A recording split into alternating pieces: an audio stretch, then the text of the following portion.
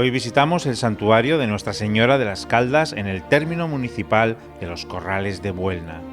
Visita obligada si viajas entre Torrelavega y Reinosa. Santuario custodiado por los padres dominicos. Aquí comprenderás el porqué del nombre de las Caldas, conocerás a la primera santa americana, la obra del escultor cántabro Andrés de Monasterio y por qué los papas visten de blanco. Todo esto y mucho más en el Santuario de las Caldas del Besaya.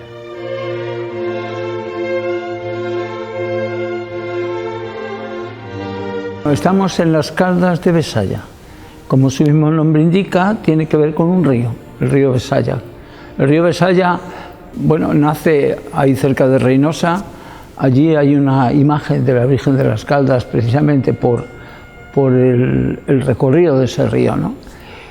Entre Corrales de Buelna y Torrelavega, dos ciudades importantes, está Las Caldas, que es un pueblecito que no tiene una estación de ferrocarril, nada más.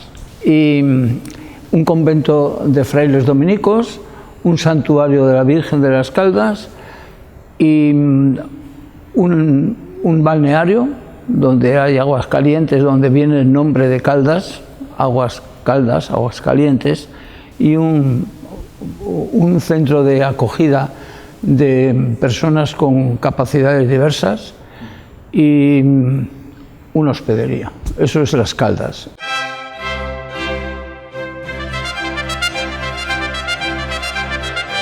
Nuestra imagen de la Virgen es muy pequeñita, es una Virgen que está sentada. Principalmente eso se debe a que esas imágenes solían ir en las carretas, en las guerras que había, y cuando perdían las guerras, para que no cayera en manos de los musulmanes, las carretas huían o cogían la imagen y las escondían en cuevas.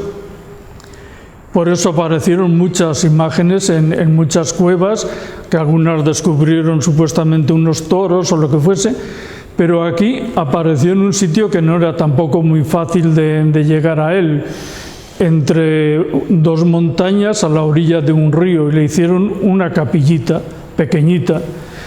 Cuando el pueblo de Barros ve posibilidad de que se evangelice un poco más esta región, pide a los dominicos de Santillana que vengan, que se hagan cargo de la capilla, que construyan algo y que así también se evangelice la zona del Besaya que estaba por aquí. Pensaron subir a la montaña y, cavando en la loma, construir el santuario y el convento que está ahora, que ha ido construyéndose por etapas.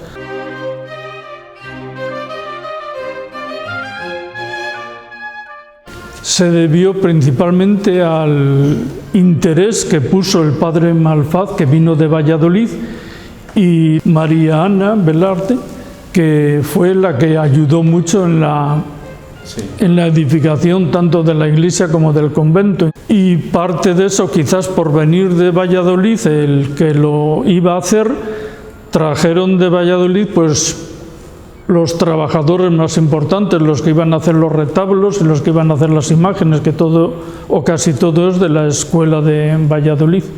Alguno hay de Cantabria, de Güelmes, el misterio de la cruz.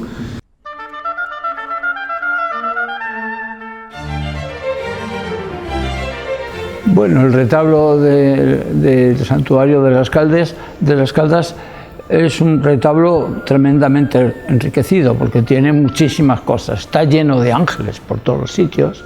Tiene 7 imágenes. Tiene en el centro la titular, que es la Virgen de las Caldas, que como muestra de que el titular de este templo es la Asunción, hay unos ángeles que la están elevando, porque como al ser una imagen sedente no apetecía o no parecía adecuado que una Asunción pues fuese desde una silla. Le ponen ahí como un recurso, unos ángeles que le hacen a subir al cielo. Y luego encima de ella encima de la imagen de María, pues está el arcángel San Miguel, el defensor de María, según el Apocalipsis, ¿no?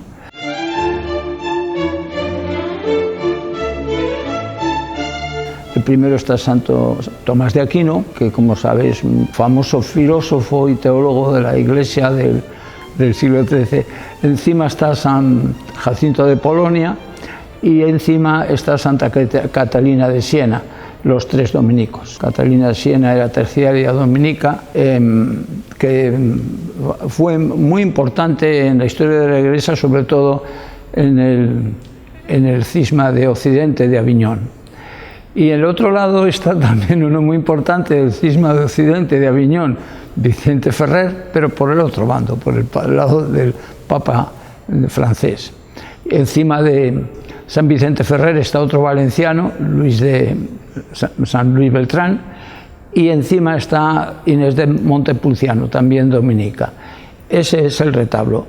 Es un retablo barroco, casi tocando con churriguera ya, pero bueno, es muy rico, está muy dorado y tanto los retablos como las imágenes son de una hechura similar, ¿no? Proceden de Valladolid, todas de la escuela de Río Seco, menos una capilla que luego hablaremos de ella.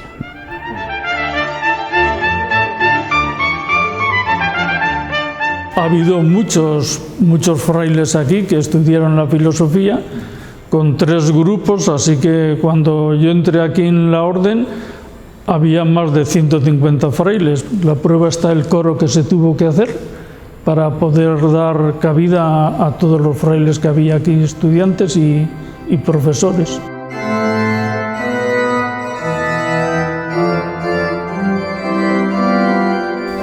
Hubo una época en que se casaban muchas parejas aquí y había bodas, yo creo que casi todos los fines de semana, y en una época pues también se casaban aquí, comían en la hospedería y eso, pero luego bajó mucho las bodas.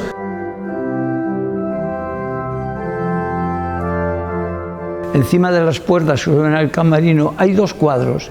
Uno es la donación del hábito de la Virgen a un fraile y el otro es la entrega del Rosario de María a otro fraile, y que es muy significativo por lo que tiene que ver con lo que significan los dominicos en este entorno, ¿no?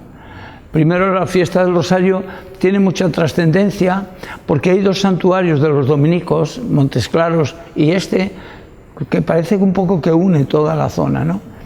Campó con Besaya, ¿no? Y luego el hábito de la orden pues ha tenido que ver en Cantabria, y me gustaría que, aunque ya no usemos hábitos, que siguiese un poco el estilo y el modo de hacer nosotros en la pastoral del entorno.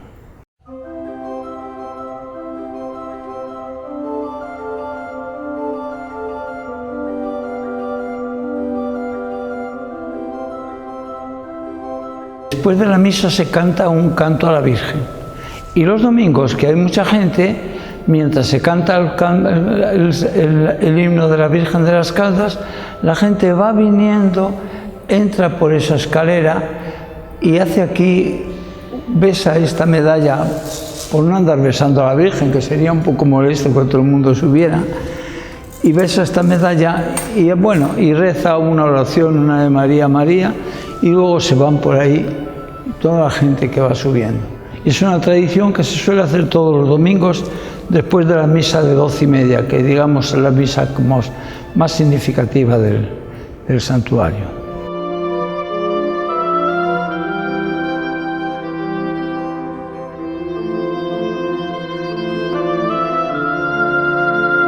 Pues este es el retablo, decimos de Santo Domingo de Guzmán porque es el que ocupa el centro del retablo, ¿no? ¿Y quién es Domingo de Guzmán? Pues un burgalés de Caleruega, que nació en el año 1170, vivió 51 años y, bueno, muy jovencito, un pariente suyo pues cuidó un poco de su formación con 7 años, se lo llevó de Caleruega a Gumiel d'Izán, y después, a los 7 años, se marchó a estudiar a la Universidad de Palencia, primera universidad de España.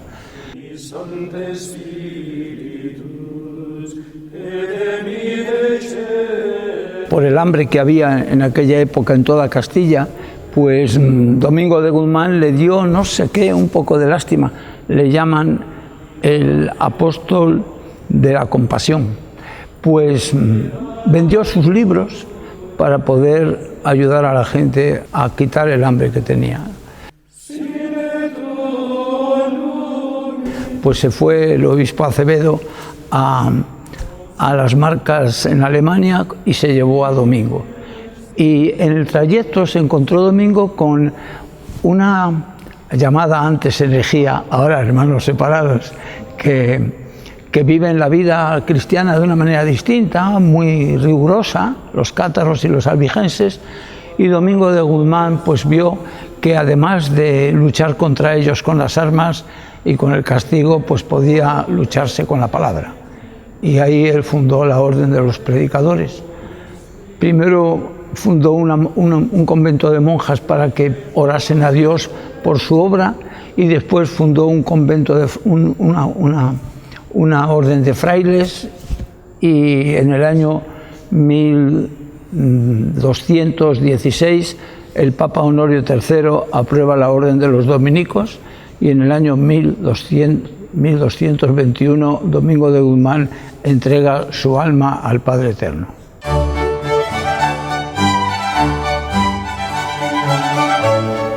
Y eso es Domingo de Guzmán. ¿Qué pinta el perro? Pues voy a decir lo que pinta el perro. Juana de Aza soñó en una ocasión pues que había un mundo y un perro rodeando el mundo con una tea encendida. Y fue a ver a Santo Domingo de Silos y le preguntó al prior de Santo Domingo de Silos qué significaba ese sueño. Y le dijo, pues mira, significa que el Hijo que está en tu seno inundará el mundo de la fe, en la fe de Jesucristo, y el mundo arderá en esa fe. Y eso pinta el perro con una antorcha en la boca en esa escultura que hay ahí de Santo Domingo.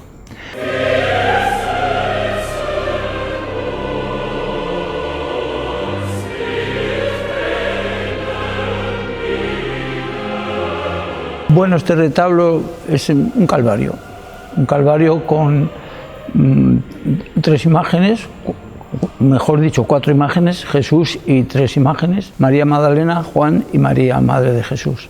El escultor que lo hace es un cántabro, la única pieza cántabra que hay en este santuario.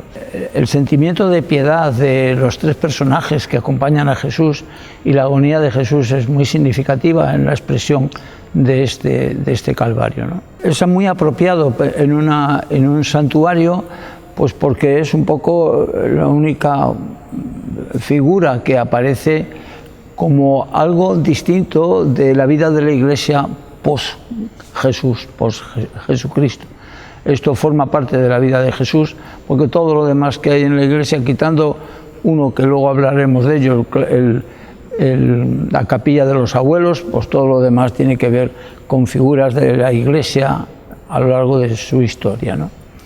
Bueno, acompañan a este calvario pues figuras que ya son de la imaginería castellana, ¿no? Arriba del todo está San Francisco, muy importante para los dominicos. Santo Domingo y San Francisco fueron contemporáneos, fundaron las órdenes en años muy cercanos, quizá 2 o 3 de diferencia, no más. Son 2 órdenes mendicantes. San Francisco consideró que la misión que tenían era el vivir y ser testigos de la pobreza. Domingo pensó que eran testigos de la predicación. Y bueno, hay una tradición que se encontraron en algún momento y se dieron un abrazo. Para nosotros los dominicos, Francisco de Asís es nuestro Padre Francisco. Para los franciscanos, Santo Domingo de Guzmán es nuestro Padre Santo Domingo, porque nos sentimos muy hermanados. En el retablo hay 4 figuras más. Está Santa Catalina de Siena, está Santo Tomás de Aquino, San Ramón Nonato y Santo Domingo de Guzmán encima de Santa Catalina de Siena. Y esas son las piezas que hay en este retablo.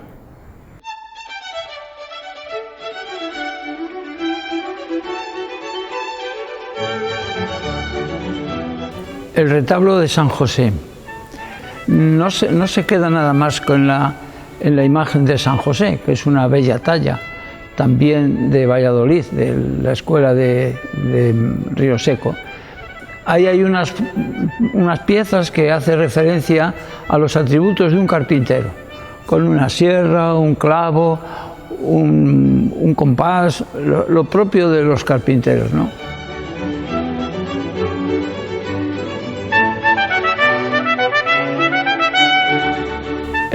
Teresa de Jesús tuvo siempre a los dominicos como consejeros y directores espirituales. Lo fue mucho del padre Soto, el de Salamanca.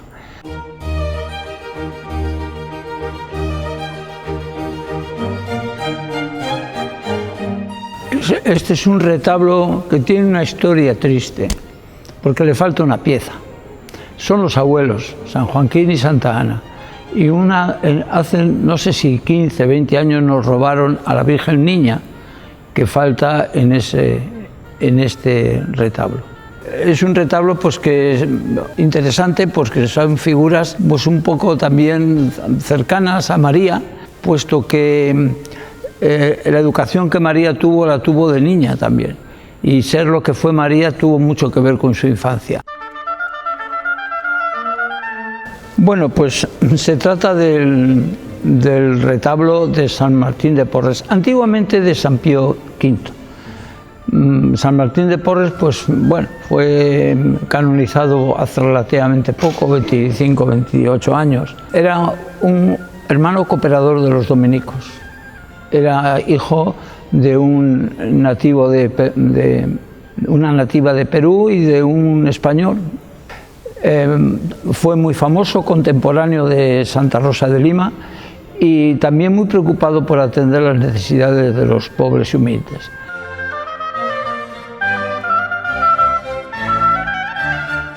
Encima de él está un papa dominico, San Pío V. San Pío V fue el que organizó la guerra contra los turcos en la batalla de Lepanto, la Liga Santa. Era dominico y no dejó su hábito mientras fue dominico, y desde entonces los papas van vestidos de blanco, desde Pío V. Santa Rosa de Lima, la primera santa americana, era dominica, terciaria dominica, murió muy jovencita y se caracteriza precisamente por la piedad y la compasión con la gente pobre, y dedicaba toda su vida a cuidar enfermos y a atender a la gente que necesitaba de ayuda. Bueno, el claustro se llama claustro, lo llamamos claustro de los mártires. Bueno, en él, pues mártires fue últimamente, a partir del año 36, que murieron 9 frailes en mártires. Este claustro está lleno de cuadros antiguos con imágenes o con anécdotas de la vida de Santo Domingo. Y lo demás pues son historias de Santo Domingo, que si la Virgen se le apareció con los santos de la orden, Santo Domingo curando a un niño que se murió, es decir, un montón de cuadros.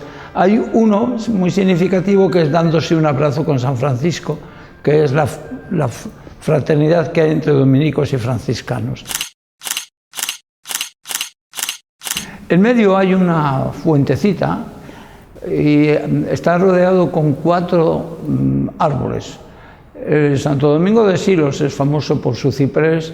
Nosotros no nos conformamos con uno, son 4 y son tejos. El árbol emblemático y muy querido por los cántabros. Pues en este santuario tenemos 2 fechas que son muy importantes para el santuario. El último domingo de mayo celebramos el Día de la Rosa. A la Virgen del Rosario, que suele ser el primer domingo de octubre, porque si lo ponemos el día que coincide el día 7, pues entonces no pueden venir mucha gente, así que lo ponemos en domingo. Los otros puntos fuertes son las bodas y luego las atenciones pastorales que se dan, dominicales. Tenemos misa todos los días a las 6 de la tarde. Luego los sábados tenemos a las 6 y a las 8:30. Y los domingos tenemos a las 10:30, 12:30, 6 de la tarde y 8:30 de la tarde. Siempre tenemos confesiones antes de la misa. La gente tiene que acostumbrarse a subir aquí a la montaña. Es un poco peregrinación y merece la pena, porque si algo tiene esta iglesia es no solamente el encanto de su belleza, sino también el lugar y la paz que te transmite el poder estar aquí un ratito de oración.